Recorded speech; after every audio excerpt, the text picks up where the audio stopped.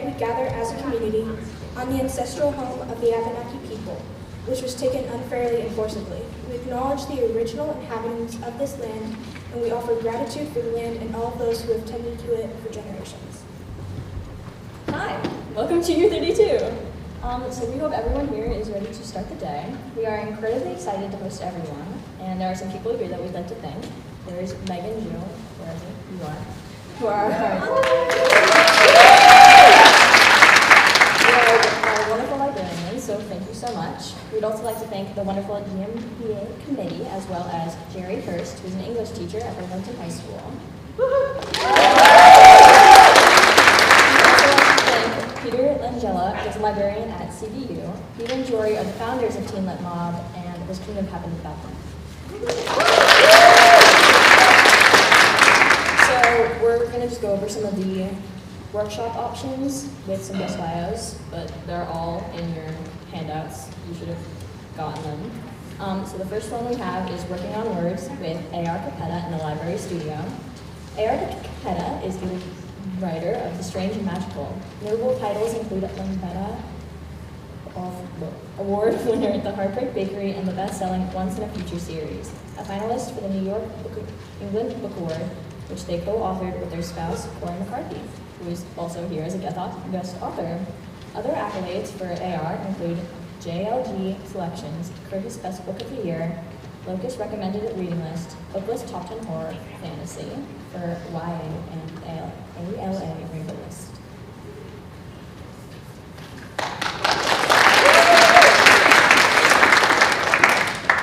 Our next workshop is titled Things That Go Bump in the Night, Horror Writing Workshop by Anne Davila Cardinal in room 131. Anne Davila Cardinal is a New Yorican, Vermont-based novelist with an MFA in writing from Vermont College of Fine Arts.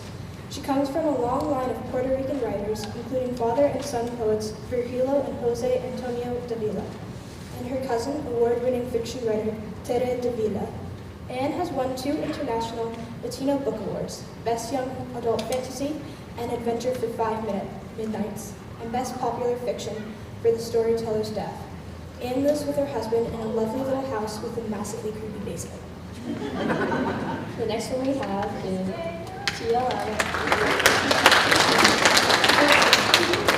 So the next one is TLM Lit Lounge with Genevieve Gallagher on the library floor. Genevieve Gallagher is the librarian at South Burlington High School. She loves audiobooks and historical fiction set during time periods she didn't learn about in school. This is her 5th year doing Teen Lit Mob, and she thinks they're getting better every year.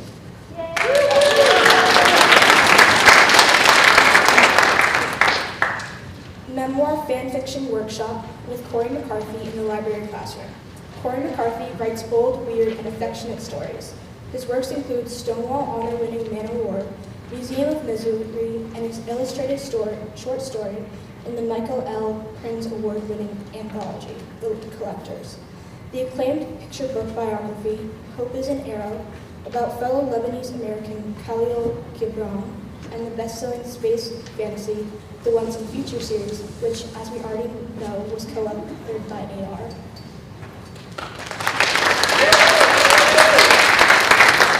The next one we have is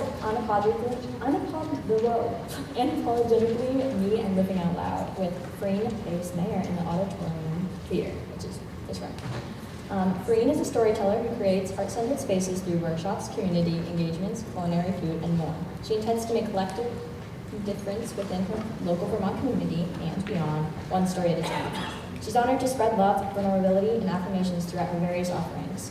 Show up with all heart.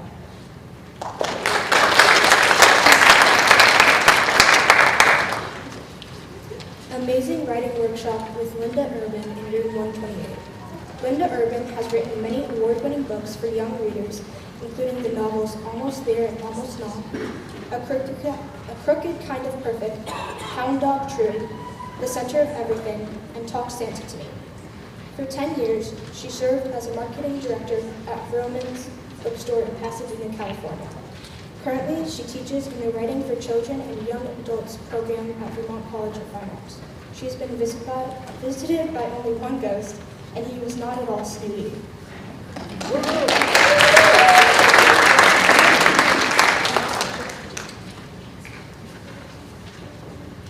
If you have any questions, please feel free to seek out a U-32 ambassador wearing a Team Lit Mom black shirt. We're here to help make the day fun, so before we start, we're going to go over some ground rules for the event. Display respect for yourself and others. We all have a responsibility for the safety and welfare of the Team Lit Mall community and our U-32 school. Be mindful of staying within the areas highlighted on the map in your book bag pockets. U-32 is cell phone free. You can only use your phone during unscheduled times such as passing times, lunch, and snacks. Phones may not be used during the keynote, workshops, and presentations at the end of the day. U-32 is a drug and alcohol-free school, including vapes. Sensors are installed in bathrooms in vape filtrator. Eating in the library is an exception to the rule today. Be mindful of taking care of the library and cleaning up after yourself. The most important thing that we do today is have fun and make connections. Team Lit Mom aims to connect teen readers and creators to authors and illustrators, connect teen readers and creators to each other, represent, honor, and affirm underrepresented voices and identities, celebrate and encourage reading and creating for pleasure, and promote the Green Mountain Book Award, Vermont's Teen Choice Book Award. In an environment that is rapidly creating restrictions and censoring voices and experiences, it is no small feat to gather in a public school library to celebrate the fantasizing experience of each unique individual. While Vermont is on the better side of the spectrum and has no banned books, we would like to acknowledge that this is not the case everywhere. We must strive as our state's youth to make schools and communities equal and affirming for all. All individuals deserve to have the right to read and write with their own experiences.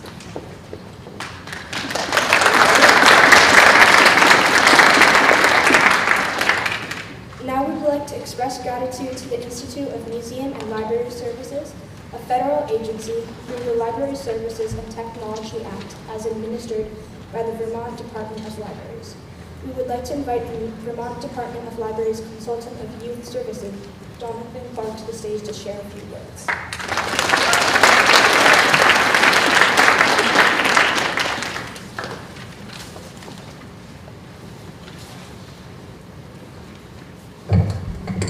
Hello, good morning. So excited to see you all here today. The Vermont Department of Libraries is proud to support this fantastic event that brings together authors and Vermont students in a celebration of books and a celebration of you all. And we are really excited to support this fantastic event. And as mentioned, the Green Mountain Book Award Committee is presenting today. You're going to be hearing their brand new list that just came out, which is really exciting. Woo! But we also encourage you, as mentioned, it is the Teen Choice Book Award.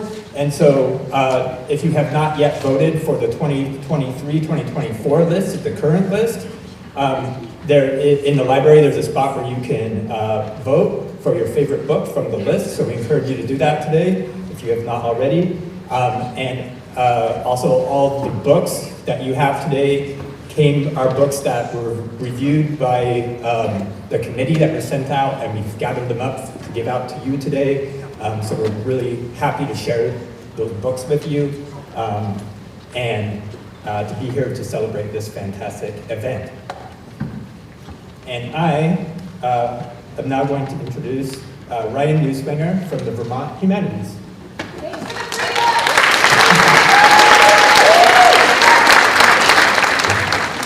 Hi folks, I promise I'll keep it brief. I'm Ryan. Like you said, I'm from Vermont Humanities. Hi. We're based in Montpelier as well. Probably the easiest way to describe what we do is we do stuff with books and reading and ideas. It's so great to see all of you here, to see Melinda. We had a great time with her up in South Burlington last night. As you know, Melinda is the author of our Vermont Reads book for 2023, last night at the Telegraph Club. You each have a free copy there to take home with you. Thank you. You are welcome. It's our pleasure, absolutely. And very soon we will announce our choice for Vermont Reads 2024. Before I'm done, I wanted to thank the people and groups who have helped Melinda come to Vermont this week and who support Vermont Reads, the Trout Lily Foundation, the Jack and Dorothy Byrne Foundation, and the McClure Foundation. And also thanks to Vermont Department of Libraries who supports bringing authors into schools like this throughout the year and also supports Teen Lit Mob. We're so excited to be here. I'll give some details. After Melinda's presentation, she will be signing books. We'll talk about how we'll do that. But before I leave, I'm going to quickly hand this over to Mayla and Ella, who will introduce Melinda. Thanks so much.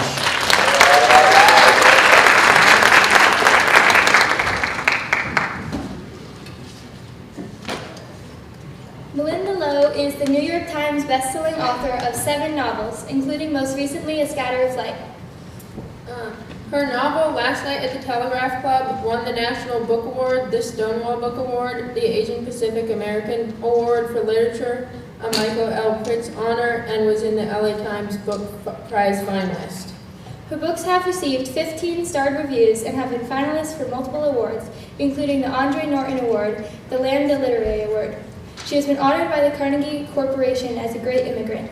Melinda's short fiction and nonfiction have been published by the New York Times, NPR, Autostraddle, The Horn Book, and multiple anthologies.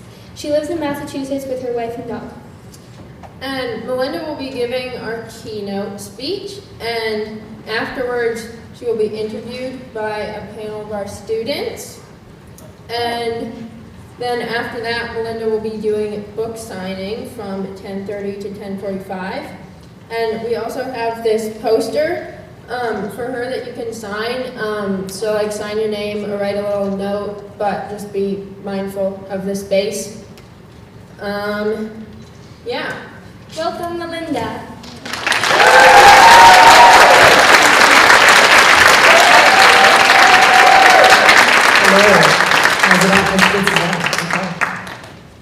Thank you so much all for coming here today. I was wondering if we could start with a brief interactive activity. I was wondering if you would like to hold your copy of Telegraph Club up over your face, and then I can take a picture of you, because this is so exciting for me. Okay. I'm going to count down, okay, ready? 1, 2, 3, cheese! Then vertically. Okay, here we go. 1, 2, 3. All right, this is very exciting for me. Thank you. I've never seen so many people holding my book before. It's amazing. So thank you so much for that introduction, and thank you to Vermont Humanities and the National Book Foundation for bringing me here. I'm so excited to meet you all at Teen Lit Mob. So I'm a writer, obviously. Ever since I learned how to hold a pencil, I've been writing down stories. So far I've published 7 novels, here they are. They're all very different, but they're also all about queer girls coming to understand who they are. So my goal as a writer has been to take stories that have traditionally excluded lesbians and bisexual women and change them into narratives where being queer is normal. So my first novel was Ash. That was a sapphic retelling of Cinderella. Huntress was a fantasy novel and a hero's quest about 2 girls who have to save their kingdom. It's a prequel to Ash.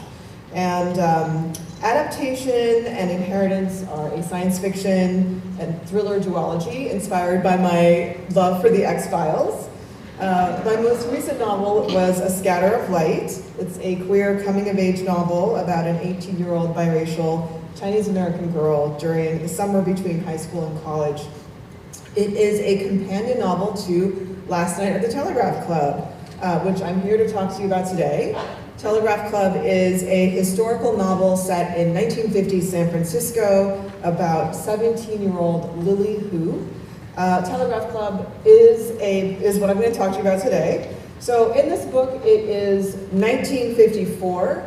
It is the dawn of the space race, and Lily really wants to be a rocket scientist, like her Aunt Judy, who works at the Jet Propulsion Lab. But Lily is also starting to realize that she might be a lesbian. And maybe her friend Kath is too. So Lily and Kath start going to the Telegraph Club, which is a lesbian bar in San Francisco that features male impersonators. That's the 1950s term for what we would call drag kings today. So this book is set against the historical backdrop of the early atomic age and McCarthyism, but at its heart, it is a coming-of-age novel. It's about Lily discovering her identity as a lesbian, and most of all, it's a love story. So I did a lot of research before I started writing this book, and today I'm going to introduce you to a few of the main topics that I dug into, starting with San Francisco. So let's take a trip back in time to 1954. Here is a map of San Francisco from that time period. These three rectangles outline the areas of the city where the book takes place. Most of Lily's life is centered in the red rectangle, which incorporates the neighborhoods of downtown, Chinatown, North Beach, and Russian Hill. Here's a close-up of the red rectangle. The numbers identify locations in the book, and I'm not going to go through them all today, don't worry. But if you're interested in finding out more, you can find this map on my website with all the details. So Lily lives at number 1, which is a third-floor flat, an apartment on Clay Street between Powell and Mason. Her flat is located on the very edge of Chinatown. And I put it there because I wanted to show that Lily's family is in a social class of Chinese Americans who are right on the verge of moving out of the ethnic enclave. At the time, racist real estate laws prevented most Chinese Americans from living anywhere except Chinatown. But Lily's father is a doctor, her mother is a nurse. Lily herself is a born in the USA, second generation Chinese American, and just like many Chinese Americans today, she experiences a tension between her Chinese heritage and her American identity. So these are some photos of the neighborhood where Lily's apartment is. So for Chinese Americans in the 1950s, this tension was particularly fraught because anti-Chinese racism was much more openly accepted at that time. This is just after the Korean War. It was the time of McCarthyism when people who were suspected of being communists were openly harassed, investigated, even lost their jobs. Chinese Americans were often believed to be foreigners. And the People's Republic of China was a communist state, as it is today, so Chinese Americans were often targeted and harassed by immigration authorities and the police at this time.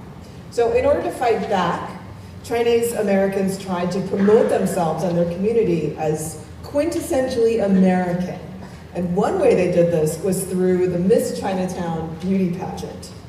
So this is a photo of the 1954 contestants for Miss Chinatown. Beauty pageants at the time were really, really big in the 1950s, like Miss America. And the Miss Chinatown pageant enabled the Chinatown community to show non-Chinese America, that is white America, just how American they were. Chinatown girls were asked to represent their community through the Miss Chinatown contest as models of American womanhood.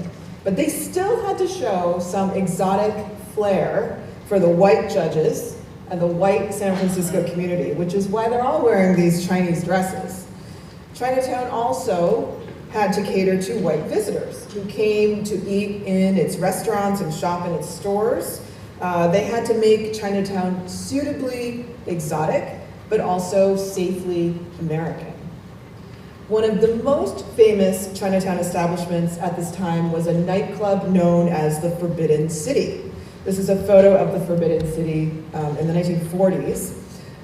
This place, this nightclub, featured an all-Asian cast performing American song and dance routines. So during the 1950s, variety shows like this were really, really popular. And this is the kind of performance that you would find at a lot of nightclubs, including gay bars.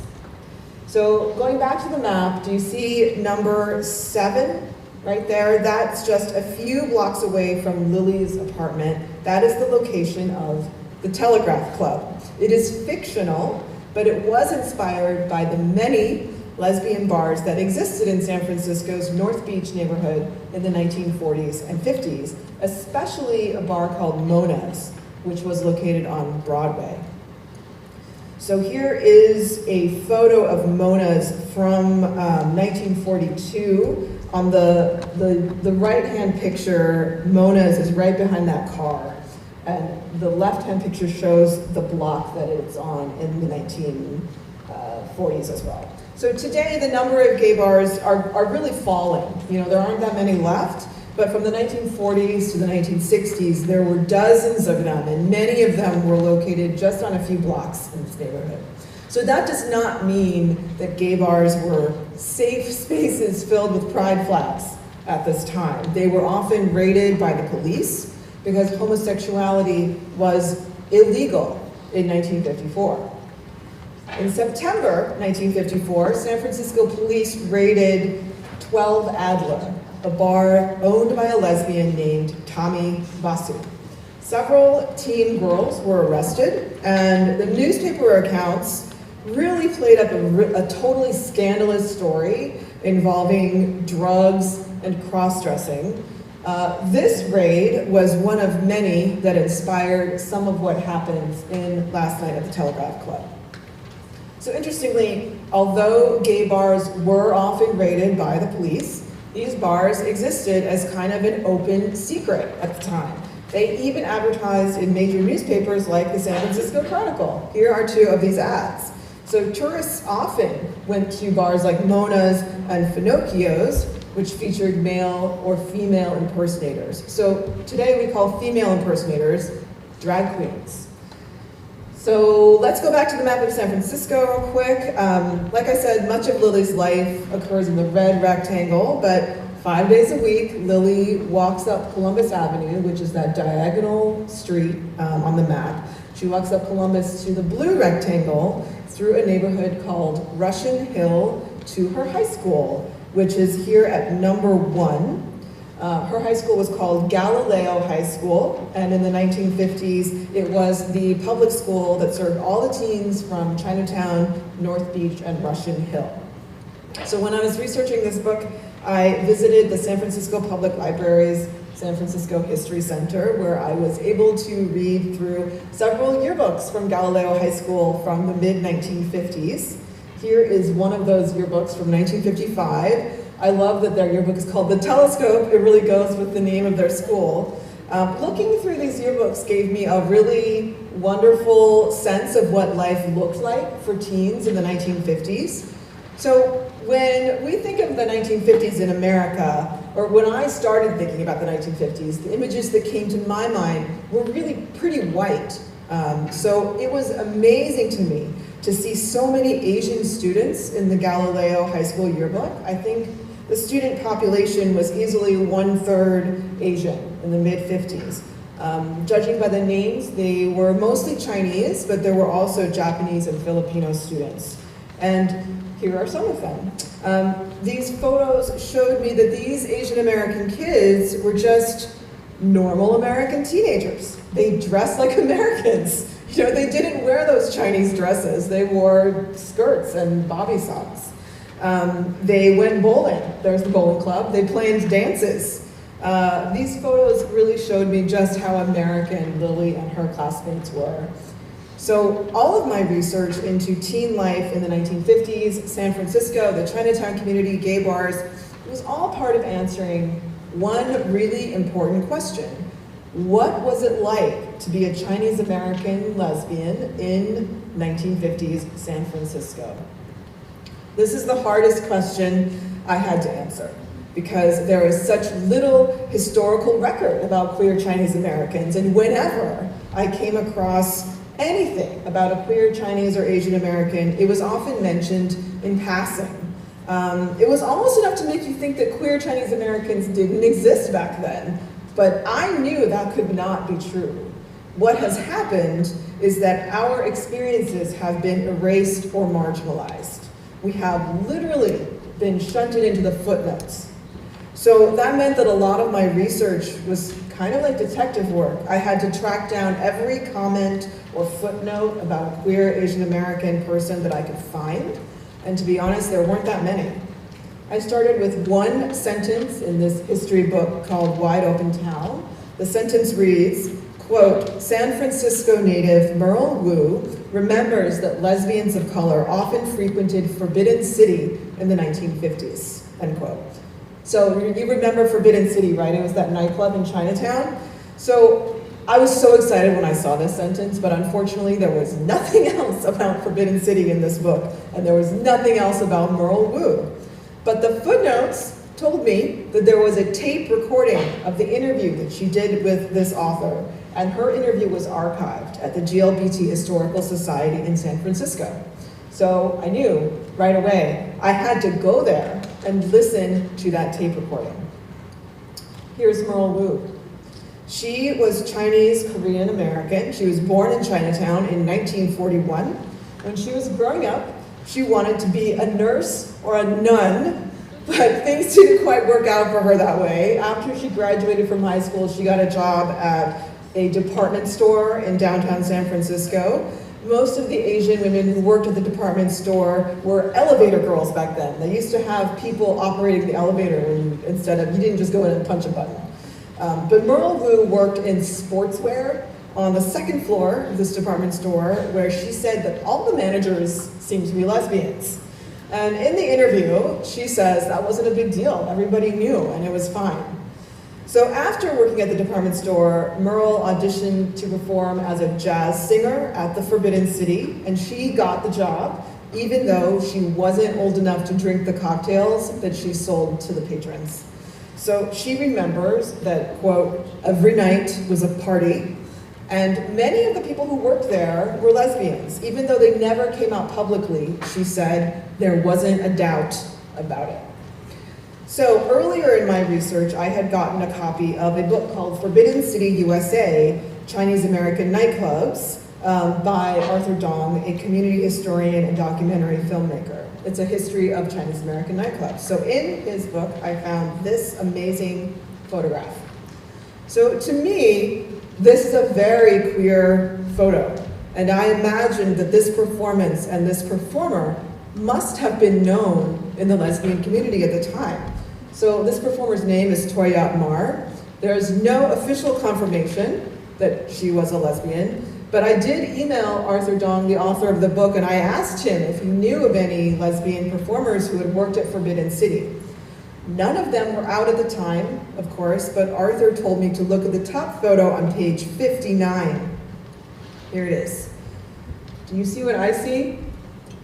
The two women there on the right side of the top photo are holding hands under the table. So that is Toyat Mar, along with an unidentified woman. I think they make a really cute couple.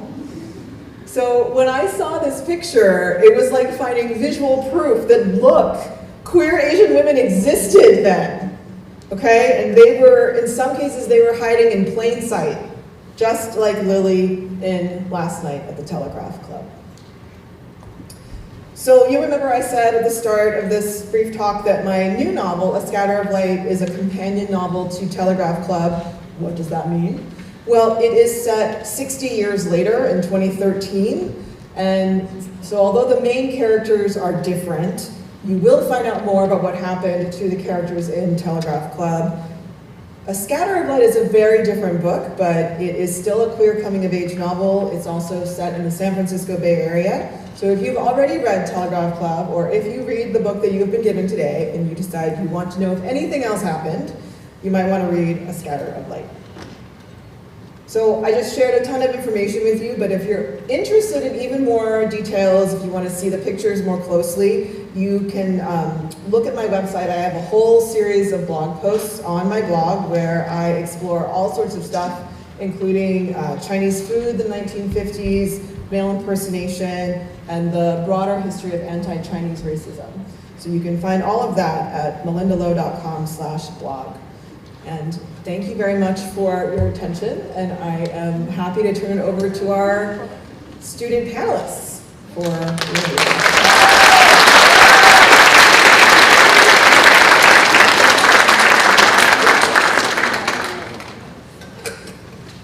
I'm going to shut this off.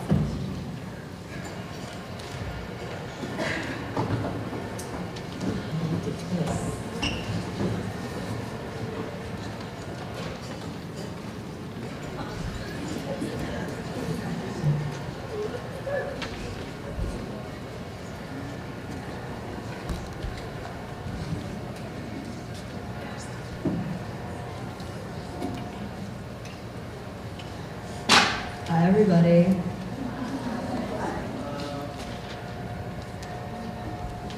I'm Ray Brooks. I'm from Spalding High School, and I use they, them pronouns.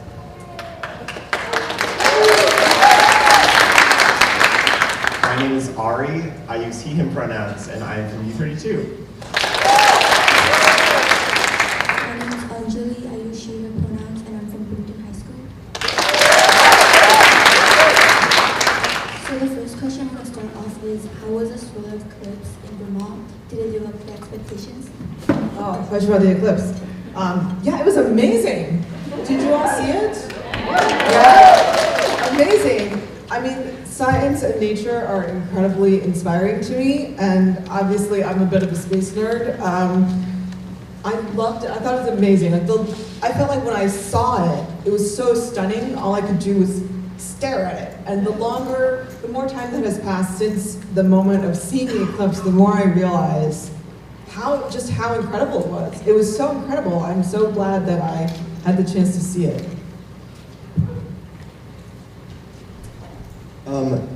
Why did you write last night at the Telegraph Club? I think you talked a little bit about what inspired you, but can you talk a little bit more? Yeah, so last night at the Telegraph Club came out of a short story that I wrote called New Year. That was published in an anthology of historical YA short stories. New Year was inspired by two books that I had been reading. One was called Rise of the Rocket Girls, which was about the women who worked as computers at the Jet Propulsion Lab in the 1940s and 50s. The other book I was reading was Wide Open Town, that I talked to you about, the history of San Francisco. And in Wide Open Town, I learned that San Francisco had all these gay bars in the 1940s and 50s. So Wide Open Town and Rise of the Rocket Girls have nothing in common. They're not related, but in my head, they kind of mushed together and they inspired me to discover the character of Lily, who is a 17-year-old girl who's kind of totally into rocket science and also might be a lesbian. So that's where the seed of the book came from. Why did you choose historical fiction for this novel? I think historical fiction chose me. I like to read historical fiction. I like to read all sorts of genres. Like, you'll remember all my books are in different genres. But this story was clearly historical fiction because it was set in the 1950s. So I had to learn how to write historical fiction to write this book because I had never done that before. And it was very challenging, but I really enjoyed the process. I was wondering what techniques you use to describe the settings. Have you ever lived in the places that you describe so well in the books? Oh, thank you for that question. Yes, I really think it's very important to give my books a solid sense of place. So place is more than only setting. It's about how the characters experience the place where they are. And I lived in San Francisco for about 15 years, so I love that city. But I actually didn't start writing Telegraph Club until after I left San Francisco to move to Massachusetts. So when I was writing Telegraph Club, I then had to go back to San Francisco, and I literally walked through every place in the city that Lily would go to refresh my memory and to see what the city looked and smelled and sounded like. And I also watched a lot of movies that were filmed in San Francisco in the 1950s, so I could see how it differed or was similar to today. It was really fun. I love doing research into locations and setting. And the research that, like all the research that you did for this book, how did it relate to your experience as a Chinese American?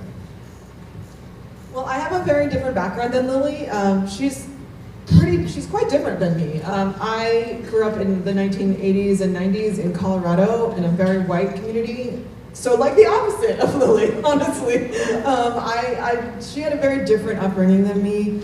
I think what is interesting is that I gave Lily's family kind of the opposite immigration history of my family. So whatever happened to my family, I gave Lily the opposite of it. So it was a very interesting experiment, and you know, I think that Lily and I share certain characteristics, like we are both lesbians and we're both Chinese American, but there's so much variety and difference in each person's individual experience. There is no one narrative. So Lily has a lot more courage than I do. I didn't know what was happening when I was 17. Lily apparently knows what's happening to herself, so that's great. 'Cause I had no clue. But one thing that you do as a writer is you use whatever shred of experience you have that is similar to your character, and you imagine how that would feel for them. So you have to really get into the character and imagine their experiences and kind of walk in their shoes in your imagination. So that's how I created it. You mentioned New Year, which I'm so excited you mentioned New Year. Do you have any more short stories that you might intend to turn into novels like you did with New Year? Well, when I wrote New Year, I did not intend to turn it into a novel, so I don't know. I've written some short stories. I don't know that any of them would make good novels. I didn't think New Year was going to make a novel. It became a novel because I was having a conversation with my literary agent about the story, and he said that could be a novel. And I was like, no, can't be a novel. It's just a short story, I'm done. And he was like, it could be a novel. So I kind of kept thinking about that, and I realized that he was right. So far, my agent has not said that any of my other short stories could be novels, so I do not, at this point, think that any of them will be, but who knows? If he says so, maybe I'll think about it.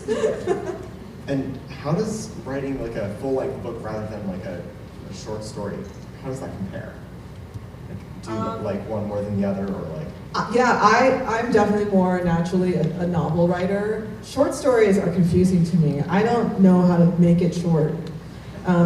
It's very hard. Short fiction is really hard. I'm way more, when I think of stories, they're usually big and long. And so if you try to turn a big, long story idea into a short story, it's not gonna work very well. But that's usually what I do, because they don't work that well. Yeah, a novel is a whole, it's a giant universe, and it's like a way of life for years. It took me 3 years to write Telegraph Club, and I'm working on a novel now that will probably take me a lot longer than that. And it's just, novels are big, sprawling things, and you have to kind of get into them and explore the world that you're writing about, and dig into all the different little corners. And there's many characters in a novel, whereas in short stories, there's usually only a few.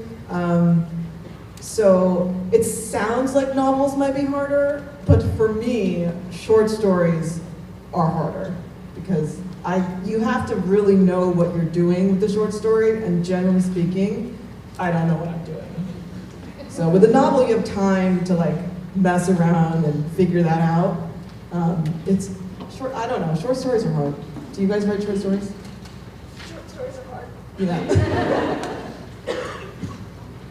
Who do you write for? Who is your audience? Who's my audience? So I always write my books for me. My audience is me. I write the books that I want to read, and it's wonderful to me that other people actually want to read them. Like, this is sometimes still very shocking to me.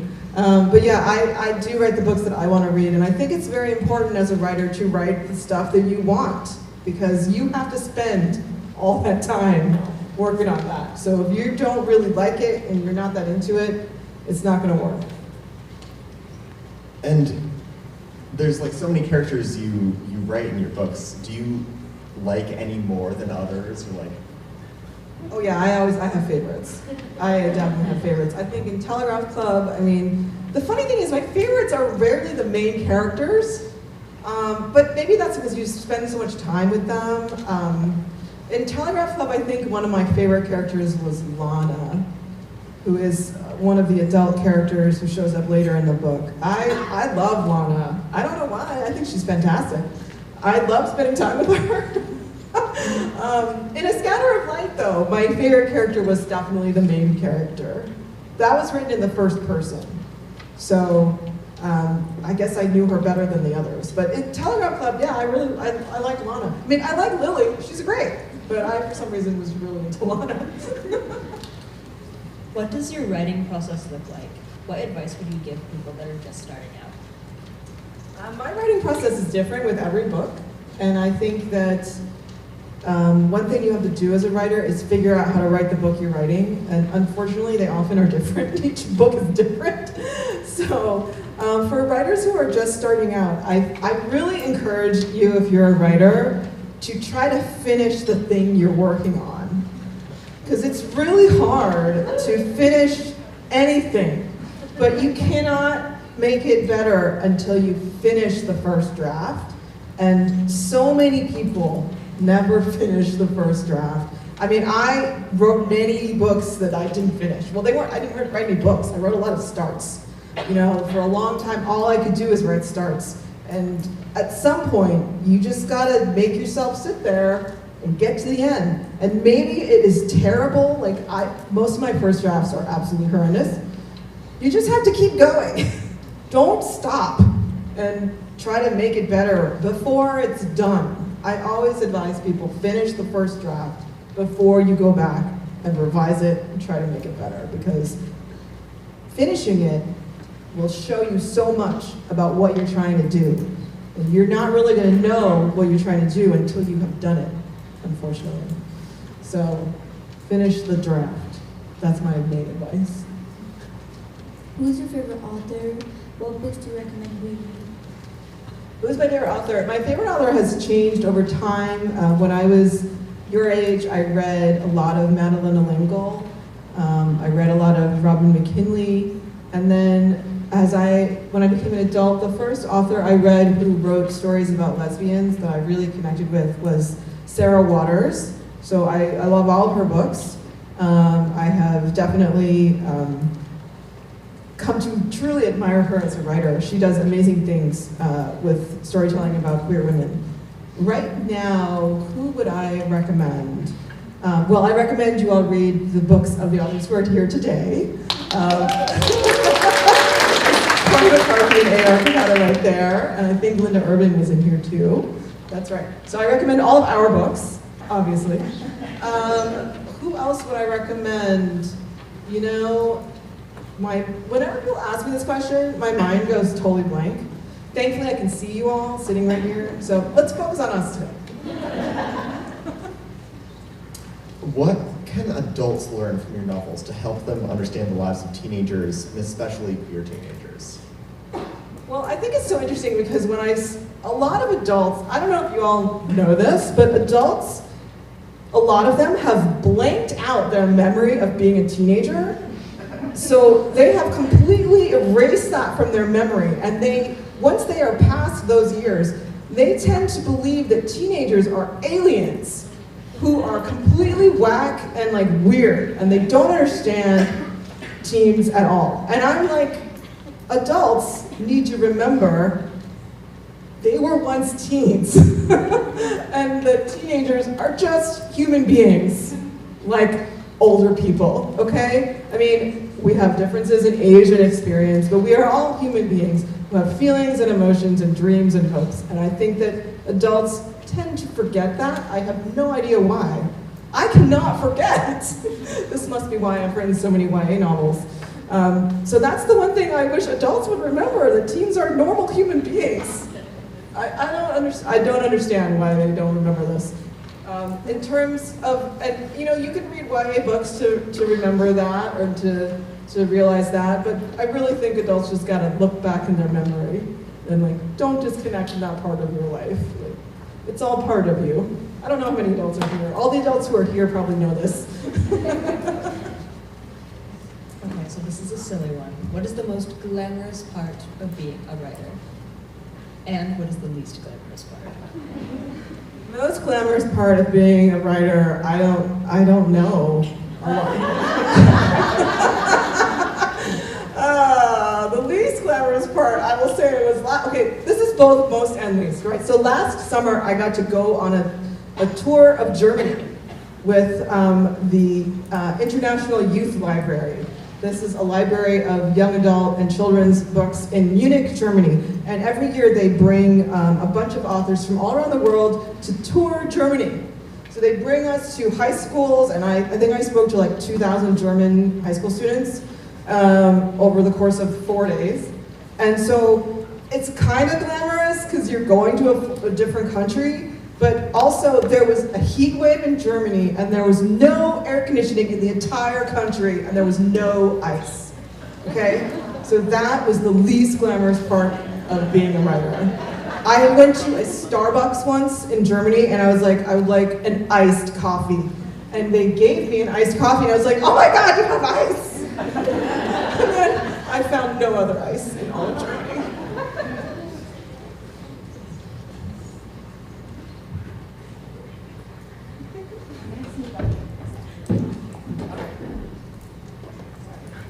I'm sneaking up here. So I think these awesome humans are finished with their questions. Is that true? Can we give a round of applause for our community?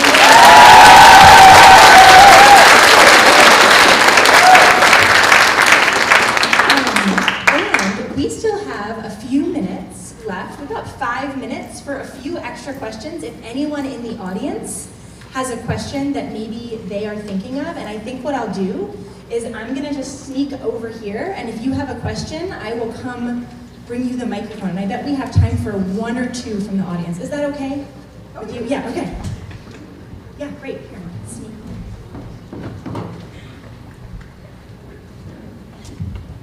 My question for you is, what is the hardest concept for writing? Like, is it getting ideas? Is it going ahead and finding out what the purpose is? What is the hardest concept? The hardest part of writing is different in every single book.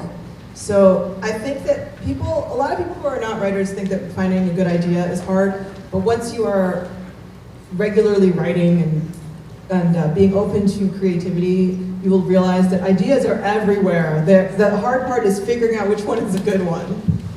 There's so many ideas, but you gotta pick one that's actually good. So that's one hard part. And then in every single book, there is one element that is really difficult, that I find really difficult to deal with. And in Telegraph Club, there is a story about communism in there.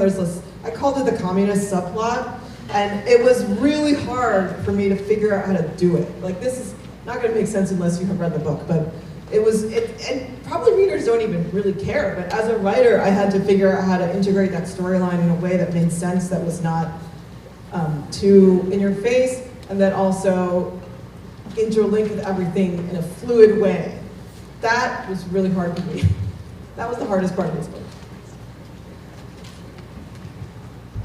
I'm wondering, do you have any strategies for getting past writer's block? Strategies for getting past writer's block. Yes, I do have strategies for that. So one thing you can do is realize that when you're writing and there is a blank page in front of you, there is no guarantee or expectation that the words will come. Like, do not start from the assumption that it will be smooth flowing creativity. So a lot of times I sit down to write.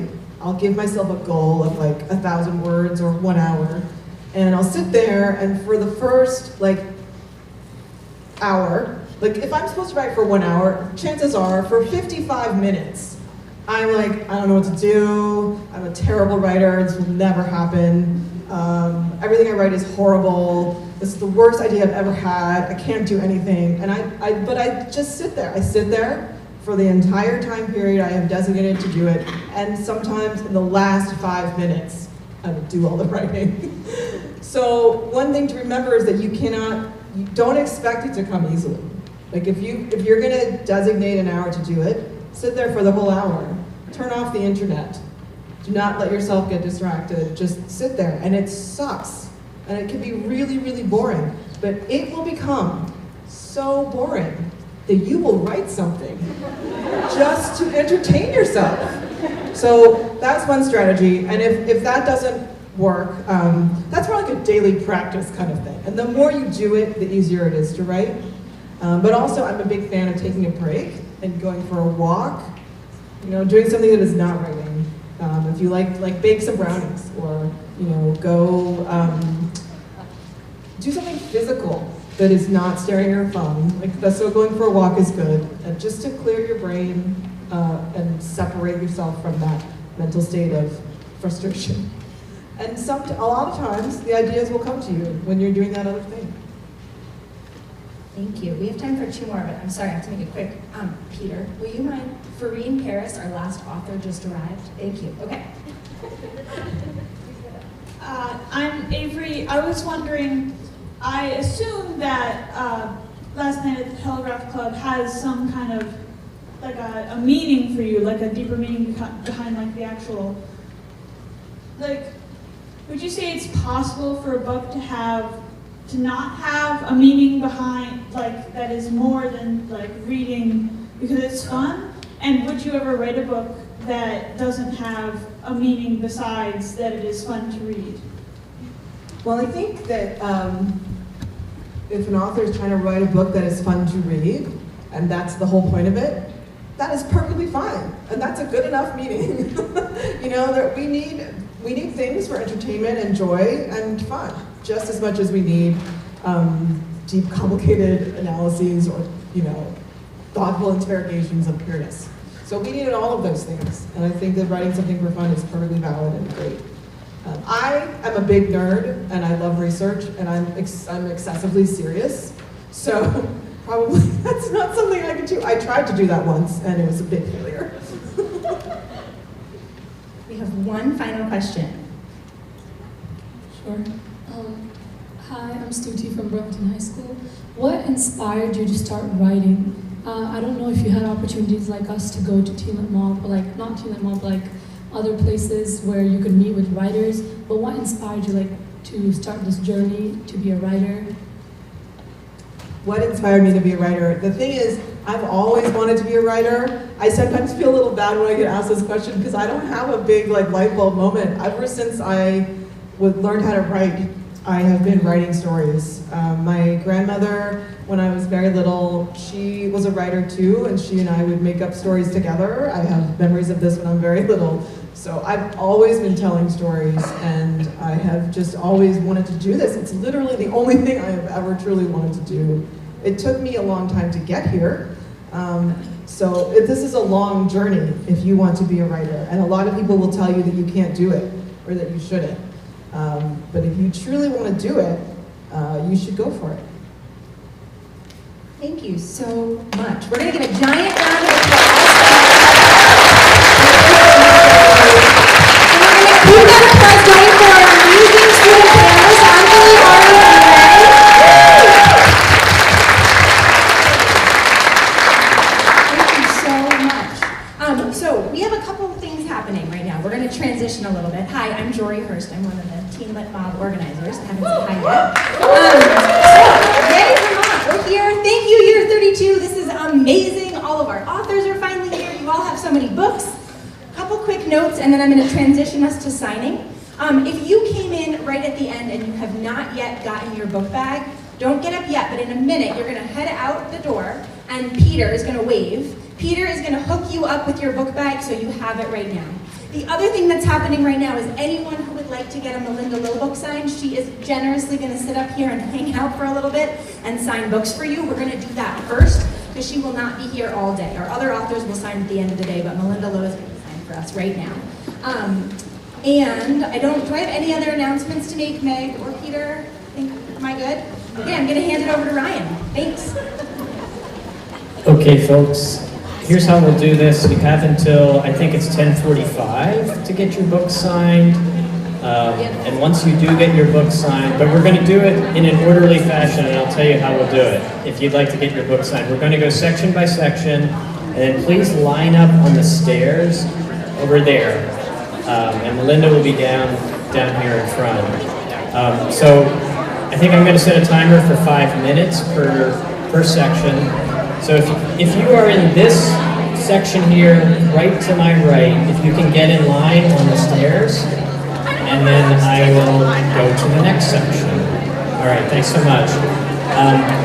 Also, we are giving you Post-it notes so you can write your name to make it easy for Melinda to sign this. And so you can just write your name on the Post-it note. And we'll try to keep it moving, so probably no selfies with Melinda, unless it's really super fun. Thank you.